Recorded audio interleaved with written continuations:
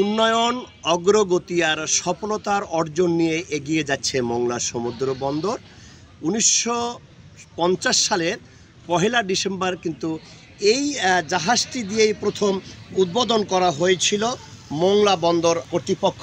তবে এই city of Lions এই প্রথম যে জাহাজটি মংলা বন্দরে নোঙ্গর করেছিল, এই জাহাজটির পণ্য খালাস বোঝাই প্রথম শুরু থেকেই কিন্তু এই জাহাজটি দিয়ে মংলা বন্দরের শুভ সূচনা করা হয়। এই মংলা বন্দর একসময় কিন্তু বিরাম হয়ে গেছিল, কোনো পণ্য বোঝাই কোনো জাহাজ এখানে আসতো না, এখান থেকে কোনো পণ্য রপ্তানিও হতো না। কিন্তু সেই বন্দরটাকে ধীরে ধীরে কিন্তু এটি সফলতা বন্দরে রূপান্তরিত করা হয়েছে। বর্তমানে এই বন্দরটি শুধু বাংলাদেশে নয়, আন্তর্জাতিক বাণিজ্যিক দরবারেও কিন্তু এই মংলা বন্দরের সুনাম অর্জন করেছে। আমরা বন্দর যাতে সুষ্ঠুভাবে বন্দর ব্যবহার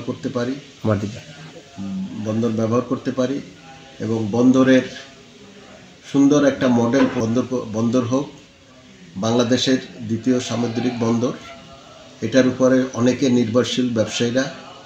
আমরা চাই এই বন্দরটা সবসময় সচ্ছল থাকবে এবং আধুনিক হোক বন্দর।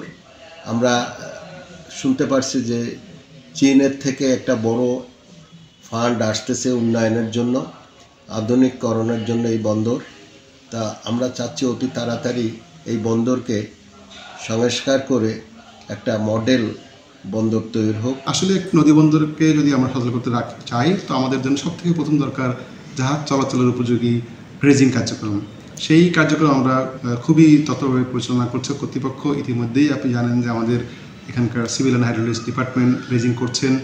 এই আগামী 5 বছরের জন্য ড্রেজিং করার জন্য বাংলাদেশ নৌবাহিনীর সঙ্গে চুক্তি হয়েছে।